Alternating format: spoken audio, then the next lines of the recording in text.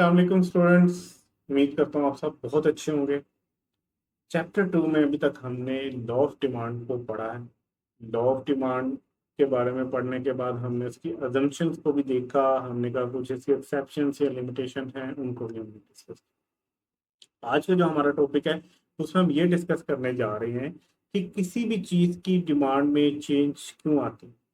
किसी भी चीज़ की डिमांड जो है वो चेंज क्यों हो रही होती है। देखिए, लॉ ऑफ डिमांड हमने पढ़ा था।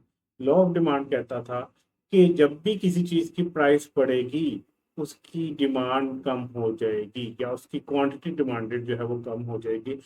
जब भी किसी चीज़ की प्राइस कम होगी तो उसकी क्वांटिटी डिमांडेड बढ़ जाएगी। यही लॉ ऑफ डिमांड था। तो हमें लॉ ऑफ डिमांड ने बताया कि एक तो रीजन क्या है कि डिमांड में चेंज क्यों आता है, प्राइस फैक्टर। वो प्राइस फैक्टर क्या है, उसकी अपनी प्राइस। किसी चीज की अपनी प्राइस जब कम या ज्यादा होती है उसकी वजह से उसकी क्वांटिटी डिमांडेड भी कम या ज्यादा होती है। तो जो चेंज आएगी डिमांड में ना उसको हम कहते हैं प्राइस फैक्टर की वजह से जो आती है ना उसको हम कहते हैं चेंज इन क्वांटिटी डिमांडेड। ठीक है, ये उसकी अपनी प्राइस की वजह से होती है। ये एंडोजीनियस या इंटरनल फैक्टर है, मतलब उसकी अपनी प्राइस है तो इंटरनल फैक्टर कहेंगे, एंडोजीनियस फैक्टर। तो ये हमेशा लॉ ऑफ डिमांड के मुताबिक हो रही है कि प्राइस में जब भी कोई चेंज आएगी तो क्वांटिटी डिमांडेड में चेंज आएगी और ऑपोजिट डायरेक्शन में। ये पहला फैक्टर था।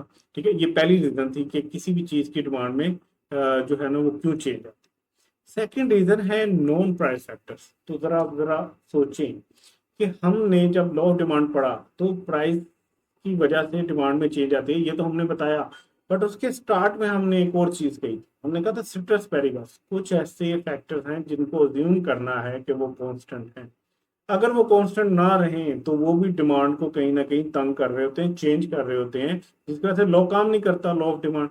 सो उनको जो हमने अज्यूम किया था, वो जो हमारे अजम्पशंस में फैक्टर्स थे, उनको हम कहते हैं नॉन प्राइस। वो सारे फैक्टर्स भी किसी भी चीज की डिमांड को कम या ज्यादा कर। प्राइस फैक्टर, उसकी अपनी प्राइस, और नॉन प्राइस फैक्टर्स जो लॉ ऑफ डिमांड के अंदर हमने अजम्पशंस पढ़ी है वो वाले फैक्टर्स। ठीक है, ये वो सारे फैक्टर्स होते हैं जो अदर देन उसकी अपनी प्राइस होती है उसके अलावा। ठीक है, इनको एक्सोजीनियस फैक्टर कहते हैं, ये एक्सटर्नल फैक्टर होते हैं और ये सारे as per assumptions of law of demand. तो अब दोस्तों इस समरी के मुताबिक हमने देख लिया किसी भी चीज की डिमांड में फर्क कैसे आएगा, चेंज कैसे आएगा। या तो वो प्राइस फैक्टर की वजह से आएगा। ठीक है, प्राइस किसकी होगी, उसकी अपनी। या उसको हम कह सकते हैं एंडोजीनियस फैक्टर की वजह से, इंटरनल फैक्टर की वजह से, जो कि एज पर लॉ होता है, as per law of demand होता है। अच्छा, और क्या रीजन है, दूसरी रीजन है नॉन प्राइस फैक्टर। ठीक है, other than its own price, किसी भी फैक्टर की वजह से अगर डिमांड चेंज हो रही है तो नॉन प्राइस फैक्टर की वजह से। इसको एक्सोजीनियस कहते हैं, एक्सटर्नल फैक्टर कहते हैं। ये बेसिकली लॉ ऑफ डिमांड की जो assumptions वाले फैक्टर हैं ये वो। ठीक है, यहाँ तक आपको उम्मीद करता हूँ समझ आया होगा। आगे चलते हैं, ये थोड़ा सा टेक्निकल। हमने जब लॉ ऑफ डिमांड पढ़ा उसका एक स्केड्यूल बनाया था, एक टेबल बनाया था, उसके मुताबिक हमने उसका ग्राफ बनाया। जो ग्राफ था उसमें प्राइस की वजह से हमेशा जो चेंज आती थी वो अलोंग दी डिमांड कर्व आ रही थी। ठीक है, तो आगे चल के मजीद डिटेल में इसको समझते हैं। अभी आपने ये देखना है कि प्राइस फैक्टर की वजह से मूवमेंट अलोंग दी कर्व होती है और जो नॉन प्राइस फैक्टर हैं उनकी वजह से शिफ्ट आ रही होती है डिमांड पर। ये कैसे हो रहा होता है ये भी हम आगे चल के अगली स्लाइड पे डिस्कस करते हैं। अच्छा, सबसे पहले हम ले लेते हैं चेन इन क्वांटिटी। तो चेन इन क्वांटिटी डिमांडेड क्या है? चेन इन क्वांटिटी डिमांडेड है कि जब भी किसी चीज की प्राइस में चेंज आएगा उसकी क्वांटिटी डिमांडेड चेंज होगी। ठीक है, दो सूरतें, ये चेंज कैसे हो रही होगी। देखें, प्राइस भी चेंज दो तरह से हो सकते हैं ना, या तो प्राइस ज्यादा हो सकती है या कम हो सकती है। इसी तरह क्वांटिटी डिमांडेड या ज्यादा होगी या कम होगी। तो ये जो दो रीजंस हैं या दो रिजल्ट्स आएंगे जो क्वांटिटी के अंदर चेंज को दिखा रहे होंगे, वो या तो एक्सटेंशन कहलाएगा या कंट्रैक्शन कहलाएगा। अच्छा, ये आपको डिमांड कर्व जो है वो याद होगी। इसके यहाँ पे हम प्राइस लिखते थे, यहाँ पे क्वांटिटी डिमांडेड लिखते थे, और ये कर्व कुछ इस तरह बन रही होती थी। ठीक है, डाउनवर्ड स्लोपिंग। अच्छा, ये जो कर्व में डाउनवर्ड स्लोपिंग बन रही थी, अगर इस कर्व के ऊपर हम मूव करें या अलोंग द कर्व मूव करें तो दो सूरतें हो सकती हैं। एक है कि हम अगर इस तरह चलें, यहाँ इस पॉइंट से इस पॉइंट में चलें, तो इस पॉइंट पे ये क्वांटिटी डिमांडेड थी, हम यहाँ पे आए तो ये होगी। इसका मतलब ये है कि इस तरफ जाने से क्वांटिटी डिमांडेड शो करती है, ठीक है, कंट्रैक्शन होती है। और अगर हम इस पॉइंट से इस पॉइंट पे आए तो इस पॉइंट पे इतनी क्वांटिटी डिमांडेड थी, इस पॉइंट पे इतनी, तो इसका मतलब है कि इस साइड पे जब आप आते हो तो क्वांटिटी डिमांडेड बढ़ती है, ठीक है।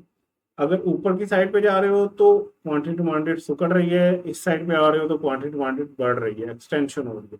तो इसको कंट्रैक्शन कहते हैं, इसको एक्सटेंशन कहते हैं। अभी हम जरा इसको टेबल के साथ समझने की कोशिश करते हैं। चेंज इन क्वांटिटी डिमांडेड को अगर हमने समझना है टेबल के स्वरूप में, तो इस टेबल को देखते हैं, ठीक है। क्योंकि एना है, उनकी डिमांड स्केड्यूल है टेलीफोन कॉल से रिलेटेड, ठीक है। ये कोई अंग्रेज है ना, और ये यूएसटी में इनको जो है ना पर कॉल चार्जेस पर। हम यहाँ से चलते हैं। पर कॉल चार्जेस जब जीरो थे ना, तो एना जो थी वो बहुत एंजॉय करती थी, वो फोन पे लगी रहती थी, वो पर मंथ 30 कॉल्स की डिमांड करती थी, मतलब 30 कॉल्स कर रही थी। अच्छा, तो गवर्नमेंट ने एना को देखते हुए पर कॉल के रेट्स बढ़ाने का सोचा।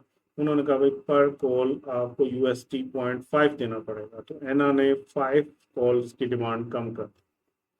अच्छा, गवर्नमेंट ने मजीद प्राइस बढ़ाई, 3.5 यूएसडी देने पड़ेंगे पर कॉल के, एना ने सिर्फ 7 कॉल्स की।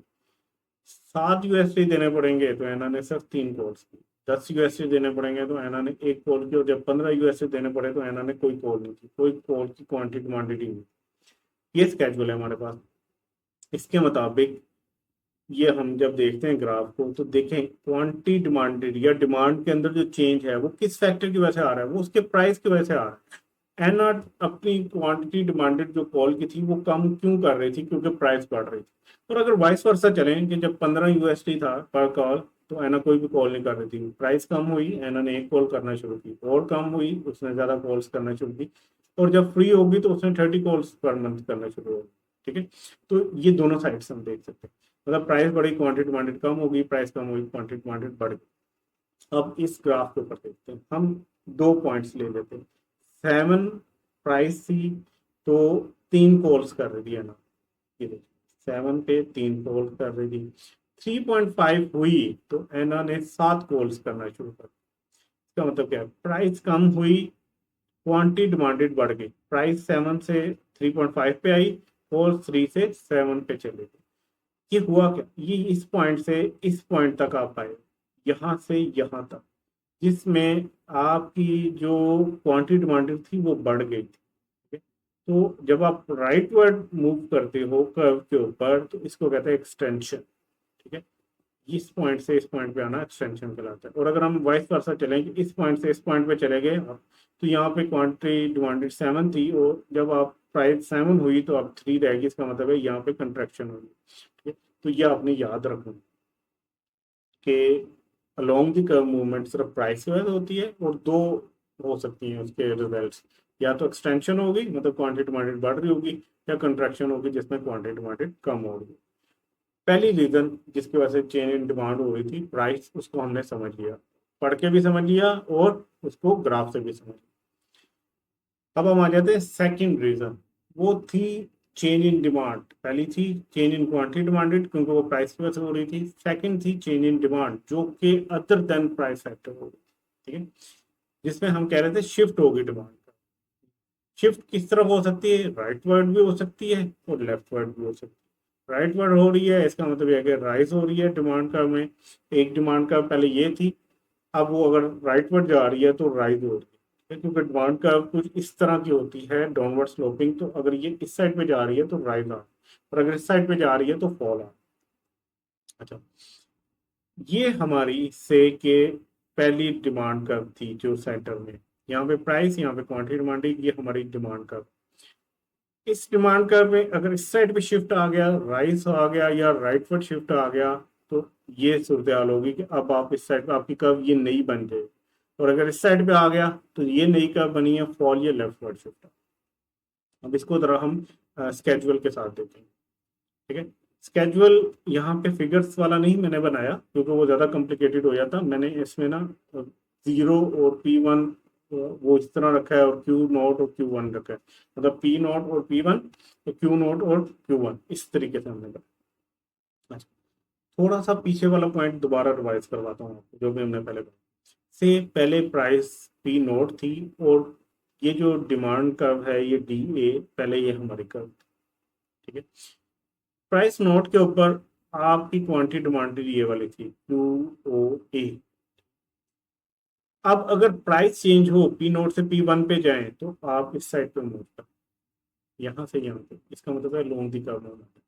बट हम पढ़ रहे हैं change in demand, not change in quantity demanded. हम पढ़ रहे हैं नॉन प्राइस फैक्टर के बाद। इसका मतलब है पी नोट पे क्यू ए नोट वाली डिमांड थी, प्राइस वही रही, पी नोट में कोई चेंज नहीं आया। अब नॉन प्राइस फैक्टर की बात हो, फैशन में चेंज आ गया, ठीक है, वेदर में चेंज आ गया, प्रेफरेंस में चेंज आ गया, एडवर्टाइजमेंट कम हो गई, कोई भी और रीजन है, इनकम कम होगी, उसकी वजह से डिमांड किसी वजह से कम हुई है। इसका मतलब यह है कि प्राइस तो उतनी है, डिमांड इधर चली गई क्यू नोट बी पे।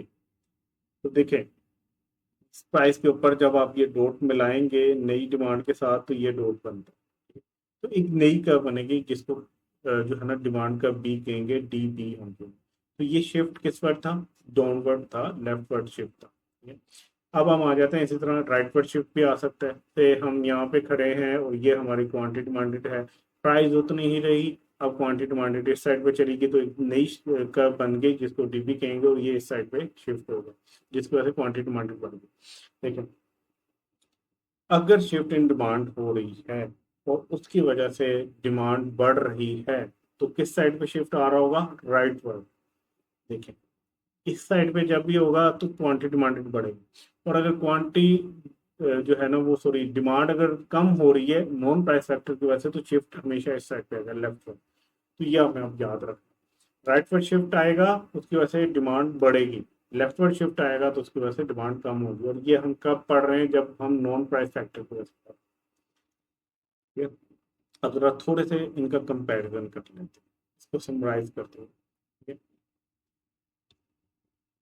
जब भी प्राइस की वजह से चेंज आएगी तो मूवमेंट अलोंग द कर्व होगी, ठीक है, एक पॉइंट से दूसरे पॉइंट पे आप उसी कर्व के ऊपर रहेंगे, डी ए के ऊपर, ठीक है। तो ये नॉर्मली किस वजह से होता है, प्राइस के अंदर चेंज आने के बाद। अच्छा, और जब भी अदर देन प्राइस फैक्टर की वजह से चेंज आएगी, जैसे इनकम, प्रेफरेंसेस, ठीक है, और अदर रिलेटेड गुड्स की प्राइस के अंदर चेंज आने की वजह से, तो उसकी वजह से क्या होगा कि आपकी कर्व ही एक नई बन जाएगी, जिसको हम कहते हैं शिफ्ट ऑफ कर्व। कर्व यहाँ पे थी, ये जंप लगा के यहाँ पे शिफ्ट हो, इसको कहते हैं shift of curve, along the curve movement और शिफ्ट ऑफ। तो होप सो आपको ये समझ आया होगा। इंशाल्लाह मिलते हैं अपने नेक्स्ट लेक्चर में और इसको आगे कंटिन्यू करें।